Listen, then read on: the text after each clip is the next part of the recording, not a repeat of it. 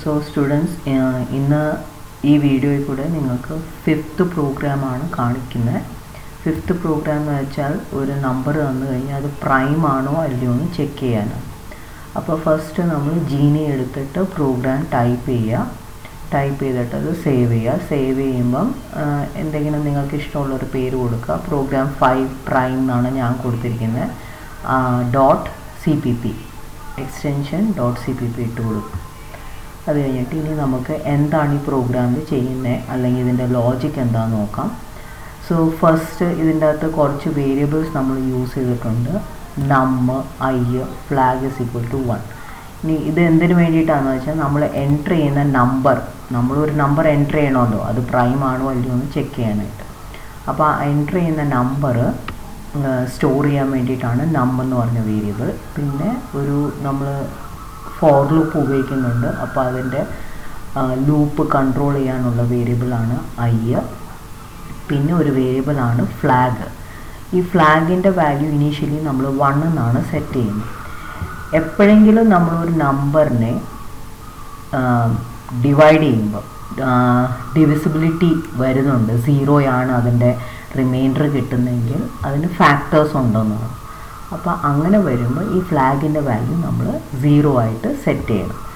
അപ്പോൾ ഒരു number prime ആണെങ്കിൽ എപ്പോഴും ഫ്ലാഗിൻ്റെ വാല്യൂ 1 ആയിരിക്കും. നമ്പർ പ്രൈം അല്ലെങ്കിൽ ഫ്ലാഗിൻ്റെ വാല്യൂ 0 ആയിട്ട് സെറ്റ് ആകുന്നതായിരിക്കും.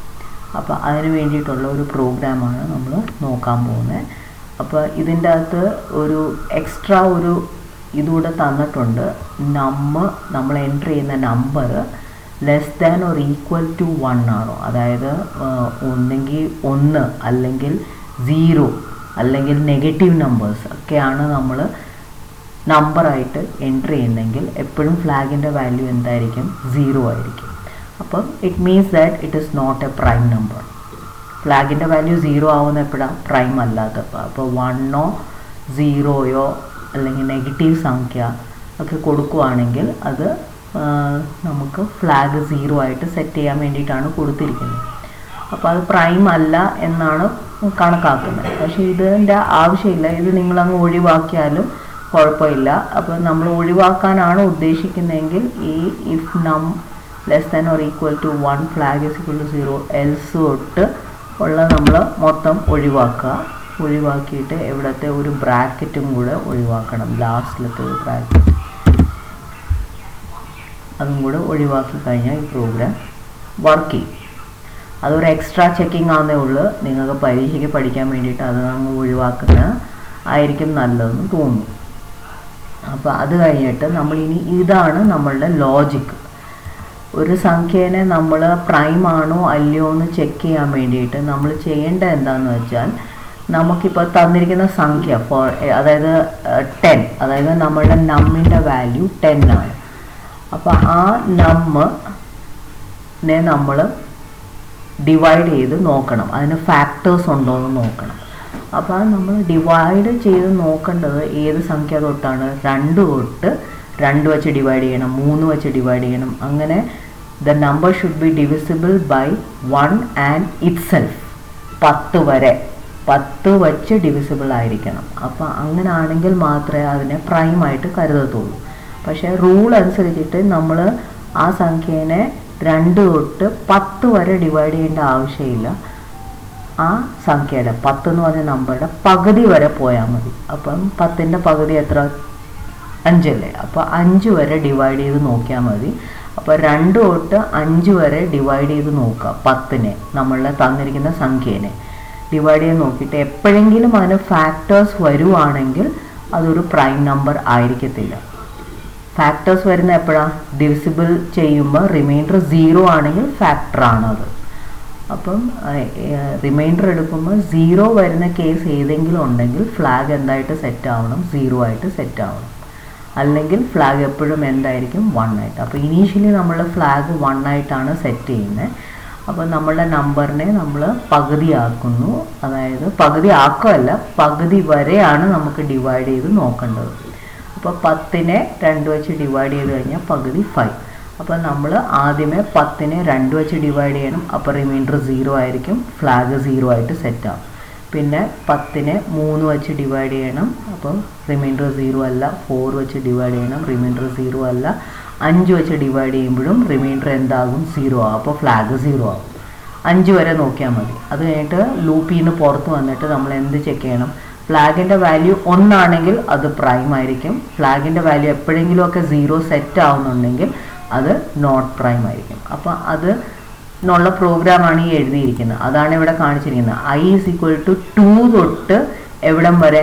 10/2, അതായത് 5 വരെ പോകണം. അതിനുള്ള ഒരു ഫോർ ലൂപ്പാണ് എഴുതിയിരിക്കുന്നത്. അപ്പോൾ i = 2 തൊട്ട് തുടങ്ങി 5 വരെ പോകുന്നു. ഓരോ പ്രാവശ്യം എന്ത് ചെയ്യുന്നതായിരിക്കും? നമ്മളുടെ നം എന്ന് വെച്ചാൽ 10 ഡിവൈഡഡ് ബൈ i, റിമൈൻഡർ എടുക്കാനാണ് പറഞ്ഞിരിക്കുന്നത്. അപ്പോൾ ആദ്യമേ ഐയുടെ വാല്യൂ എത്ര? 2. നമ്മിനെ 2 വെച്ച് ഡിവൈഡ് ചെയ്ത് നോക്കുന്നു, റിമൈൻഡർ 0 ആണ്. അപ്പോൾ ഫ്ലാഗിൻ്റെ വാല്യൂ എന്തായിട്ട് സെറ്റ് ആകും? 0. ഓക്കെ, പിന്നെ ഈ ഫോർ ലൂപ്പിൻ്റെ ബ്രാക്കറ്റ്, അപ്പോൾ ഇത് വീണ്ടും കണ്ടിന്യൂ ചെയ്യും. ഐയുടെ വാല്യൂ 3 ആകും. ഇനി നമ്മിനെ 3 വെച്ച് ഡിവൈഡ് ചെയ്ത് നോക്കും, അപ്പോൾ റിമൈൻഡർ 0 അല്ല. 0 അല്ലാത്തതുകൊണ്ട് ഫ്ലാഗിൻ്റെ വാല്യൂ എന്താവില്ല? ഒരു മാറ്റവും ഇല്ല. നേരത്തെ ഇപ്പം കുറച്ച് മുമ്പ് 2 വെച്ച് ഡിവൈഡ് ചെയ്തപ്പോൾ ഫ്ലാഗിൻ്റെ വാല്യൂ 0 സെറ്റ് ആയല്ലോ, അത് 0 ആയിട്ട് തന്നെ സെറ്റ് ആകും. പിന്നെ വീണ്ടും ഈ ഫോർ ലൂപ്പ് നടക്കും. i = 4 ആകും. അപ്പം നമ്മിനെ 10നെ 4 വെച്ച് ഡിവൈഡ് ചെയ്ത് നോക്കും, അപ്പോൾ റിമൈൻഡർ 0 അല്ല, ഫ്ലാഗിൽ മാറ്റം ഉണ്ടാവില്ല.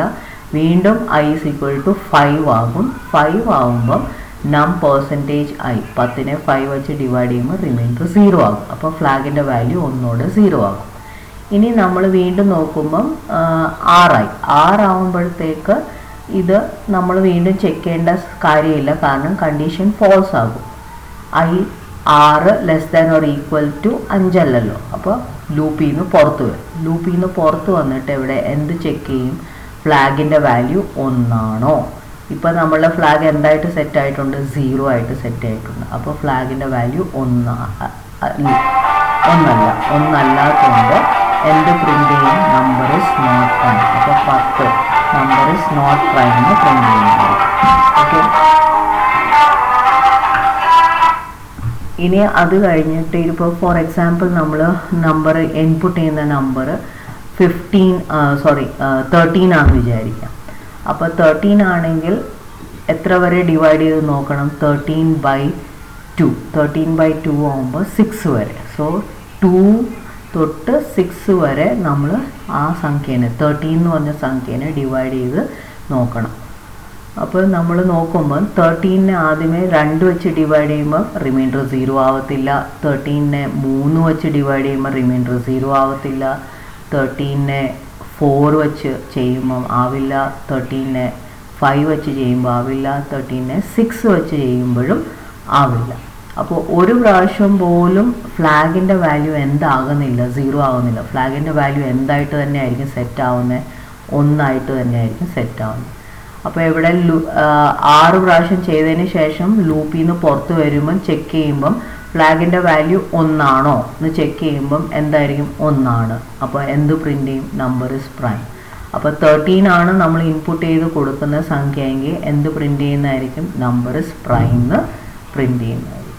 അപ്പോൾ അങ്ങനെ ആയിരിക്കും ഈ ഒരു പ്രോഗ്രാം വർക്ക് ചെയ്യുന്നത്. അപ്പോൾ നമ്മൾ പ്രോഗ്രാം ടൈപ്പ് ചെയ്തു, കമ്പൈൽ ചെയ്തു.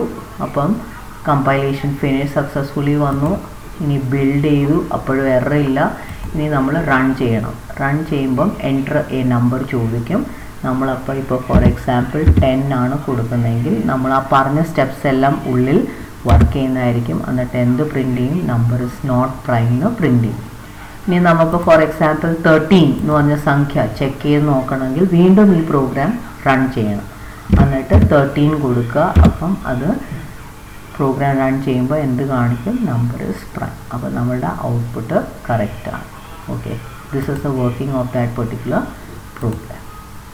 Thank you.